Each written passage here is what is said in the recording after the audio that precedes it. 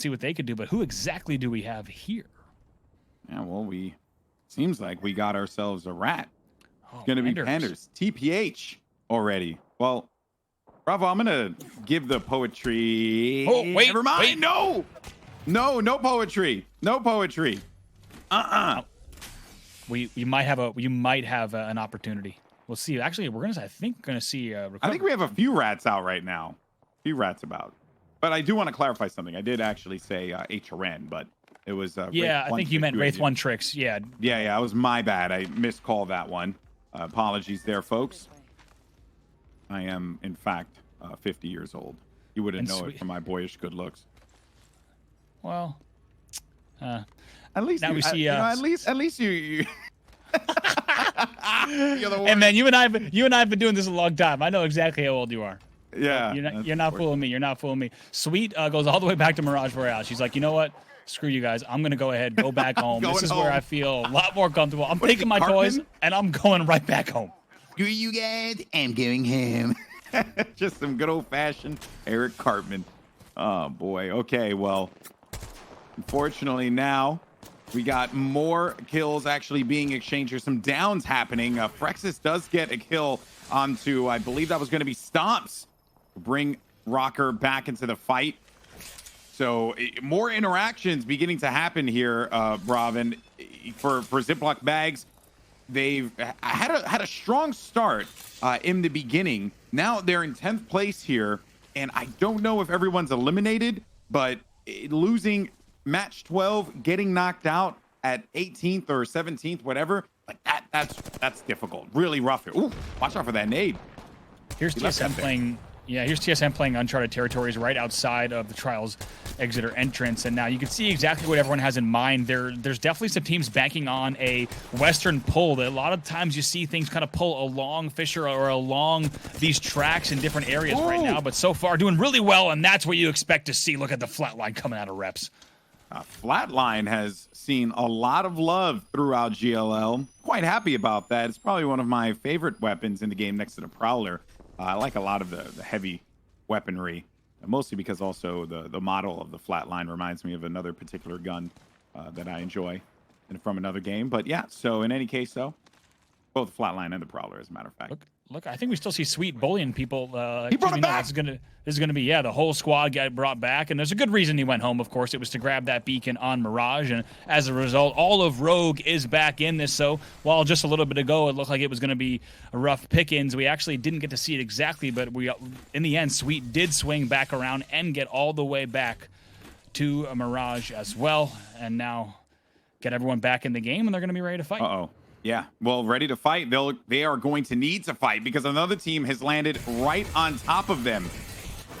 So the thermite will be popped, Arc Star exchanged, and it's aim assist up above them on top of the roof. They saw exactly where they were going to be, not allowing Rogue a moment to breathe, but Rogue will be prepared, as you mentioned, Bravo, for this battle. Rogue do manage to get on top of the building here, and a crazy fight for Rogue, who just happened to lose two teammates. What was it going to be? Dropped and Snipe Down went down earlier, and Sweet just brought him back. So they have to bail out of this fight because they just didn't have the advantage. They need to try put the odds in their favor. Sweet needing to back down now. Designful up on high. Sweet goes down. This is going to look very dangerous here for the team that was almost in first place for just more than a game. But they're going to answer right back. Drop's not going to go down without a fight. Here comes Resulta with the fully automatic Prowler. Does deal a nice amount of damage there. Gentrifying on top of the roof, forcing a player to back away here. Gentrifying on the move. Resulta's going to be there alongside him as well. Player on the right side, and he's making the call-outs now. It's just going to be dropped by himself. 70 with the Sentinel. Only has the R301 with 27 bullets. There's not a lot of ammo, and Rogue are out of match 12. And I have to give credit to Designful. We didn't get to see it from his point of view, but you can be sure that as fast as he got on height, you can almost be certain that he grappled to get to that rooftop, and he already caught Sweet off guard. Sweet actually went to height. He challenged first after TPing, and he exchanges a few shots with the scout. Then he drops to pop the bat, and right away on his rooftop is Designful. The only way he got there that fast is to grapple and hit a perfectly timed entrance onto that rooftop. Great stuff from Aim Assist to take down Rogue here. Now Team Liquid inside of this tunnel. They're by trials, and they'll just need to hang out. Nowhere that they could possibly go here. Everyone's waiting for them outside of that doorway. Only player left alive for unknown is Matt Pickett. You say a fan favorite? People absolutely big fan of this guy's. Yeah, big fan of this guy's stream, just his attitude, the way he plays the game. I think a lot of people enjoy his stream as well. The one thing, the fact that he is a Watson, he can kind of establish this faux presence on a place like this. If you think about Sniper's Ridge, him being up here with these fences is going to let most teams that didn't see any of the engagements think that there is a squad up here. That's going to be a little bit in his favor. We'll have to see if he can play this out into the late game as well.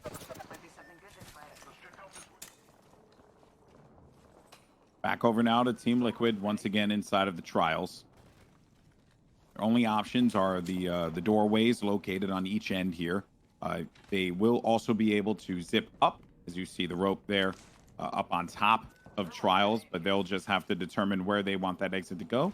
That's the question. If they zip up, if they zip up on Matt Pickett, of course, that will be very quick work of Matt Pickett. But we'll have to see what they decide to do here. They've of course got plenty of time, and based on where Team Liquid is, keep in mind Team Liquid looked really good after our first set of games yesterday, but now they've actually slipped all the way down to 8th place. So they know that they need to get some good placings here. This is really their sweet spot. Match number 12. They need to get some consistent performances so that they can kind of try to pop off later today. Preparation for new brainers.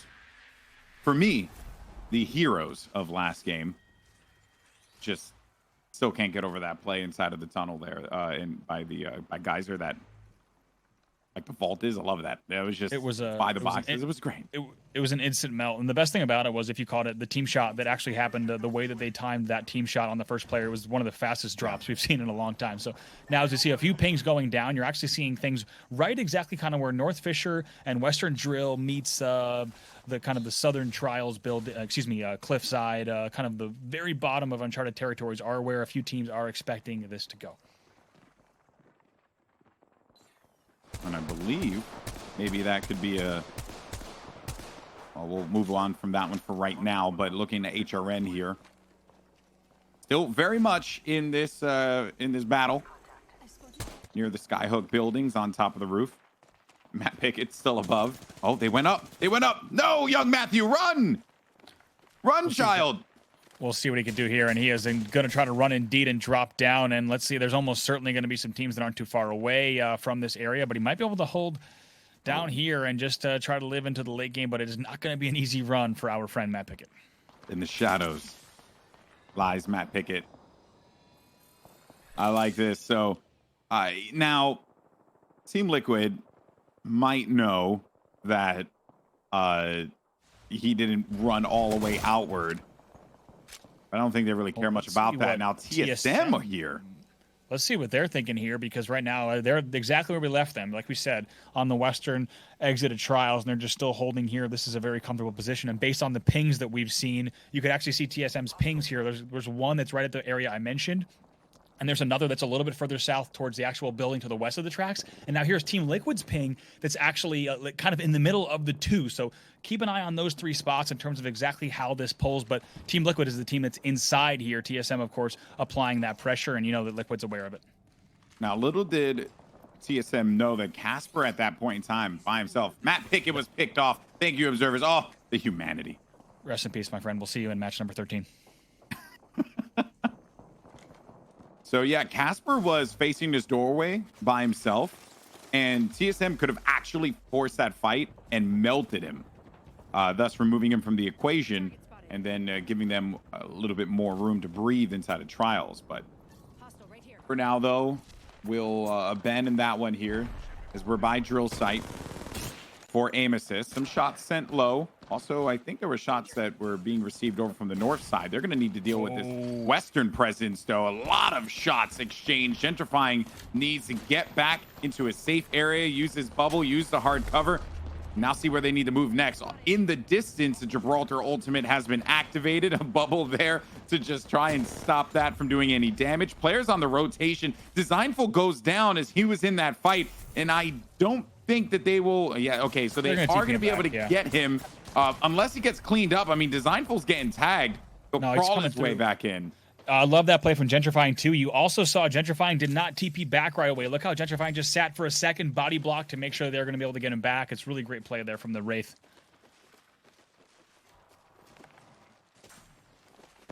Those players still low.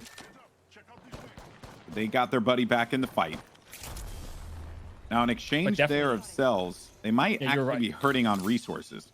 You were right, though, GB. Just that they did not expect to see so much of that fight coming in from Drill as they were trying to just reposition just a little bit. It was a pretty subtle reposition as they were kind of just trying to grab this rock here and play this rock. But in the end, they got shot a lot more than they expected here. Looking at Team Superior for the first time in a little while as well. And right now, they are center circle. Yeah, nestled right in between the Sniper's Ridge, which you had talked about earlier on. And sending some more shots in that direction. That's actually the team that was putting pressure on aim assist. Here's HRN behind them, as a matter of fact. Time is ticking, 45 seconds here, and then everyone's going to have to start moving. All those players that are by drill will need to engage. And as it stands, HRN and Superior, they're in great positions. Yeah, and HRN needs to be careful, though, because they are right here at a central point where anyone that's still doing anything late out of Skyhook, of course, and also anyone coming up from Drill, they're going to be in the middle of that. So they're in a great position. They just need to be very selective about how they choose to engage here. Some more tags coming in. So HRN no players located right to their side here onto the left. Urice. Oh no, Urice. He has bubble. He has bubble. He should pop that if he needs to, if they're going to be rough. And Solafide, by the way, they're just going to try and charge this fight, but they're not in a position here as far as their armor goes to actually take this fight comfortably. You could just sneeze on him and you'll do some damage. That will be the risk that they run, but we'll see what they try and do with it as aim assists actually are putting some shots into that direction too. Gentrifying goes down. This is dangerous now. They won't have a port to be able to get back into a safe area. That's Solafide. And then up ahead is HRN. Trying to go in for the poke. Maybe a moment here. Wait for this bubble to drop. Risky business here. Now their bubble's going to be activated. They'll have the advantage, and that means that they can actually encroach on this. It is a game of inches. Aim assist goes down. Solafide, they were actually in the middle of all of that. Clarify is out of this, as well as Metro and Pride, so they all just get popped off. That was aim assist who popped in from behind. They just didn't have the armor to deal with that fight. HRN going to be very happy with that. Now look at Smile. They're in trouble. As I talked about, they were really sandwiched between those squads, and in the end, they will survive it out. But now HRN also still under more pressure as well, trying to reset if they can here on this cover. Pop a Phoenix for RKN, just like that. 7 squads left. There are just no options in this area, Bravo. And the Gibraltar will be so necessary. The bubble for movement. And let's not forget, too, having a Watson with your pylon, extremely helpful. Now, as we take a look at 303 as well, they're the ones that were just getting tapped and tagged by the players of HRN. They're just going to hold this low ground. Like you said, it's been a tough tournament for them, but they're looking for something a little bit better in this game here, fighting from that low ground. And they have to worry about 2 things, of course. In 36 seconds, they got to worry about this move in terms of getting to that north, but they also know that they're going to find players that are going to be right along this choke, and they're going to have to choose if they want to try to move up first or maybe engage a little bit early within the next, say, 20 seconds instead of letting the edge push them back. But Team Liquid tries to push in, I think, on TSM, and not going so well for them. Yeah, TSM will hold the door while Team Liquid will do their best to try and force their way out, but just limited options for Liquid there as TSM waits for them to come outside of this. Continuing to apply more pressure, more shots down. Abrelelli does get a crack. The door's closed once again. Watch out, though, because on the high ground, it's MVP up all the way up on high, and they also have a little bit of that safe zone to work with, Brob. This is big for MVP. We'll see what they can do. But TSM in all sorts of trouble as they're actually getting pushed by. Looks like Team Liquid actually flies out the door. And look at this. Look at the scout shot from the hip. Only Nocturnal up for TL, though. And look who's actually benefiting from this. It's MVP. They jumped down there. Goodbye, Team Liquid. Goodbye, TSM. Now MVP. Madness has to wait for this to get back up. They're just on top of this ridge, Andy, and Madness is back in the fight. They're getting chunked. They need to be careful. They don't have a lot of space here. They're playing with fire now. They're going to drop down right in the middle of this fight. Oh, man, the shots are going through fast and furious. Busby with the shots lands them, but doesn't get it. It's NRG instead who will be your champion, but MVP did not make it easy for them. No siree. What a conclusion to match 12. They didn't. They try to drop down on Team Superior.